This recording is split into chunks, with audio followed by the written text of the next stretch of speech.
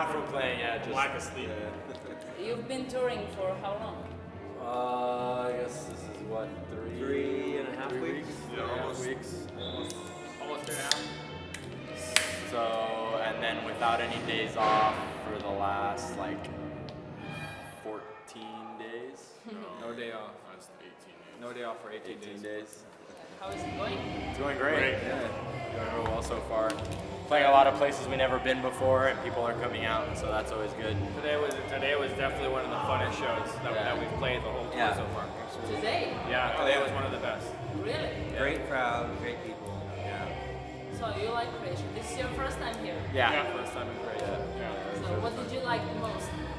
Well, I guess the only place we saw that we've seen here has been the hotel, the restaurant that we ate at, and here at the venue. So far, I liked the crowd the most. Yeah. The people were awesome. Yeah, they were really responsive. So Yeah, it makes us do little things that we wouldn't normally do. Like when he took his solo earlier and the rest of us dropped out, it wouldn't normally be that long, but because the crowd was going crazy, we had fun with it, and we just laughed and let him keep going and keep going and keep going, and then it just turned into a joke, you know. So it's definitely like crowds, those type of crowds that make us do things different or make that night real special, you know. Yeah. Personally, I was in the first row, and I really enjoyed it. Good to hear. Thank you. So maybe it's not, I don't know, polite to ask, but what do you think about people are always connecting you to your older brother? Always. Well, I guess we're used to it by now. Even if we played different music, they would It would still still make be the a connection comparison, yeah. because of his hair or my nose or so, you know, like It's inevitable. Yeah, people are always gonna make that comparison. Yeah, people don't realize that it's not just you know, we grew up in the same household, we listen to the same type of music. It's not just his sound. It's a sound that's all of ours. It's a sound that's our family. It's our family sound. It's a sound that's I wouldn't say all of El Paso where we're from, but it's definitely, you know, this core group of people, you know, and it's not just us, it's other people that grew up with us in El Paso and played music too, that it's a certain, it's just a certain sound that if you don't know us, it would be a quick, lazy comparison to be like, oh yeah, they sound like the Mars Volta. The fact of the matter is that we all listen to bands like Funkadelic and Herbie Hancock and a bunch of other groups that people don't realize that's where the Mars Volta and our brother is drawing a lot of that from. And it's the same for us. These are, you know, classic records, masterpieces, if you will. And we all do our homework, you know. So it's not like he's pulling it out of nowhere, and it's not like we're pulling it out of nowhere or from him. It all comes from doing our homework and being into the same movies and thinking the same way, you know, and essentially being this more or less the same type of person. Yeah, absolutely. But would it be much more difficult if you don't have that brother? You know? It's already very difficult to to get the crowd, to get the audience. I think that it's in some aspects it's more difficult because people have a problem with detaching us from that because they're quick to pigeonhole us and say that, oh yeah, they sound like this or whatever. Whereas if when nobody knew that he was our brother and we were just playing, like we don't advertise that you know that I'm in the Mars Volta or that we're siblings of Omar. And once that came out, then people were quick to make that connection. Whereas before, it didn't happen as often. Yeah. And now it's just it's something that people have a hard time letting go of, and because of that, they either love us or they hate us. Yeah. And a lot of times they hate us. So what can you do? You can just play better. You can practice more. And I think at this point we do have a different sound. And at this point, it's come around where we feed off of each other. But people don't know that and they don't see that. So it just comes off as little brothers looking up to their big brothers, and they never stop to think that a big brother can look up to a little brother. You know. I mean, we've been a band for like 10 years, so I mean, it's not like we just started out and like we would just like all of a sudden generated some kind of crowd basis that was like, you know, like every single show that we're playing, we're getting 350 people in, 500 people in. You know what I mean? It's like you know, it was a slow, steady climb, and because of like what he was talking about like the stigma of being in that shadow, a lot of people look at us and think like, oh, come on, like, you know. But if you give music a shot, yeah, people don't know how hard we worked to be here today. yeah. It wasn't just well, it's your brother, let's go to Europe. It wasn't like that. Yeah, people think that it was just given to us. My next question is, how much do you rehearse? Because I was like, yeah, they must be playing all the time. Like, you've been really... As far as rehearsing go, like actual, you know, the set or when we get ready to go on tour, it's I would say between like 10 and 14 days before we leave on tour, and maybe 2 to 3 hours depending on what time we show up or what time we start rehearsal. But yeah, I mean that's really when we hit it hard and we go over the set and what could be considered rehearsal instead Yeah, of it depends practice. on what the plan is. So when we're going on tour, because we tour for a month at a time, when we get home, we just kind of relax, and then when it comes time to rehearse, once we do start rehearsing, then it's every day for hours and hours, and then when it's more like just practicing and getting ideas and recording, it's these long hours, but it's more drawn. Spaced Yeah, out. it's more laid back. It's more it's not so intense. It's more just working out the ideas, working out all the details and the little things. So it's like when it's out on tour, it's more what is the word I'm looking for?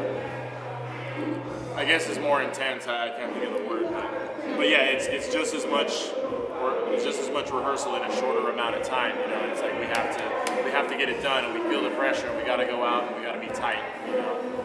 And when it's, I mean, we still fuck around. Don't get me wrong, but when we're recording and working on music, it's definitely more laid back and listening to records and watching movies and being like, oh yeah, but what about something like this? A lot of time is definitely invested in trying to get everything down.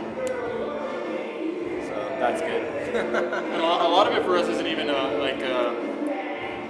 the actual physical rehearsing. When we're on tour, we've gotten kind of bad at it now, kind of lazy, but we used to record all of our shows.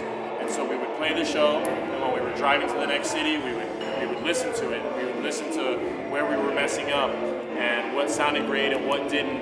And then the next day we would improve on it, or even just when we're not on tour, just talking about music, talking about parts, and that's a big part of it. Just conceptualizing it and realizing it and making it happen, so that when we do get behind our instruments, it makes it that much faster, as opposed to not having that communication. I saw a couple of videos on YouTube. You were in some room. Is that your rehearsal room? Oh no, that was. A little room. In a Yeah, room. no, Yeah, that was we were in the middle of playing some shows out in Austin, and it was like a recording session type thing, and that's how they made the room look. The Violinist, yeah. Yeah, violinist, yeah. Yeah, so it's just the guys. It was this guy in Denton, Texas. He He has films a this little show. website. He has bands come to his house. So it is someone's house. It is someone's room, and he just has bands come in and Looks he has like it. someone's living room. Yeah, it's that's his how he living has room, it yeah, it's decorated. his living yeah. room. Right. But I mean, at home, like we've practiced at their house. We practiced at our. Me and Marcos used to live together. We used to practice at our house. Wherever we can, whatever sounds good. Whatever doesn't sound good. Wherever doesn't sound. Actually, the garage doesn't sound good. Yeah, our house didn't sound as good as you guys' house. But We Now the practice new wherever little we don't annoy people. Right? Yeah, that's true. Are you doing something else in your life, or just play music? no, we all have day jobs except him. Yeah.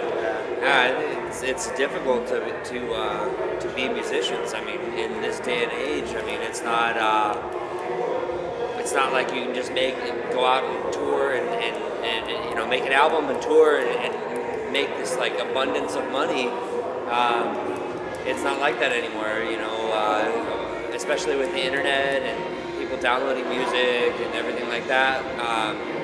Which I mean, I have to say I like that people like our music and stuff like that. But I mean, as far as and that they would appreciate it enough to want to download it, but on the other end of things, it doesn't put any kind of like food on our table or anything like that, and it doesn't get us any further as far as, you know, financially financial stability is concerned. Respects music. It's different when you come to the concert. It's different feelings. So Yeah, I mean, everybody who respects music will come. You know, so you just need to play.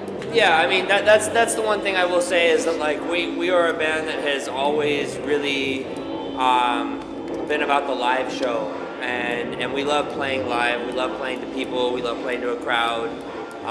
We love doing different things like when we do play live, and just as you saw tonight, I mean, there was a lot of stuff that we don't do normally, and it's not just like, you know, set in stone or rehearsed or anything like that. A lot of times it's just off the cuff.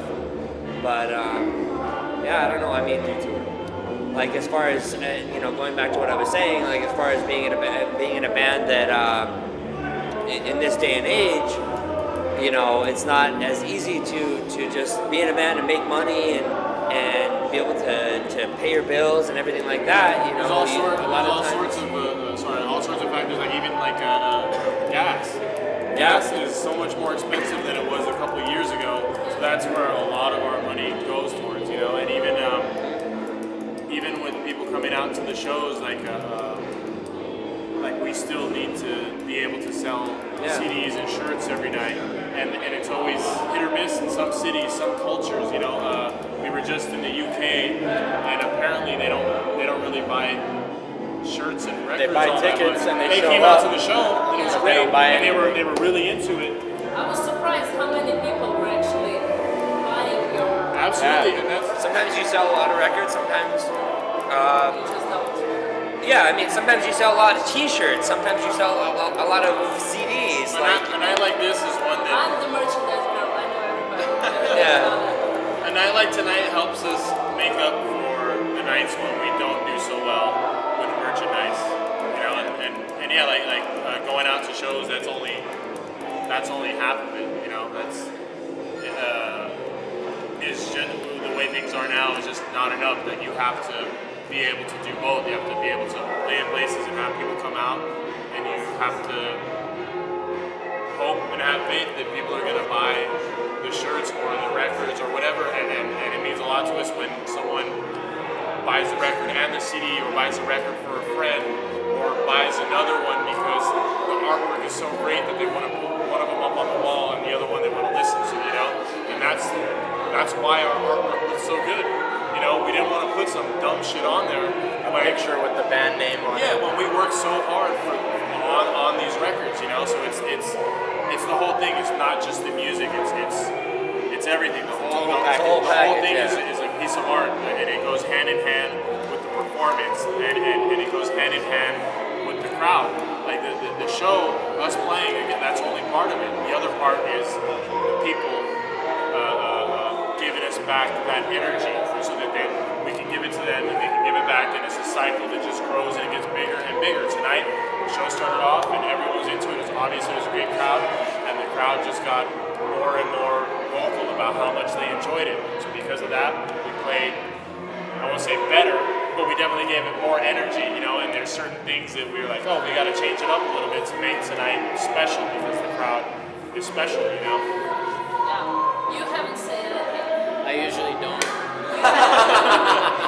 This is different. It's like a filter. You have to tell me something. Did you enjoy the show?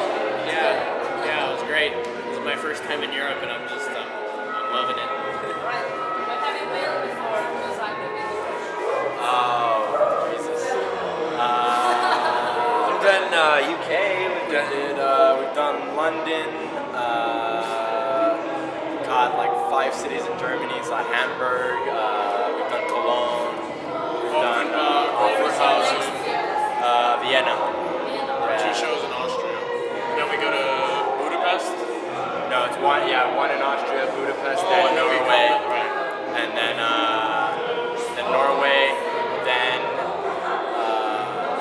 lost you again during the somewhere in there. Yeah. I don't know. We're playing every single day, so it's hard to keep It must up. be difficult. All right, Yeah. that's it.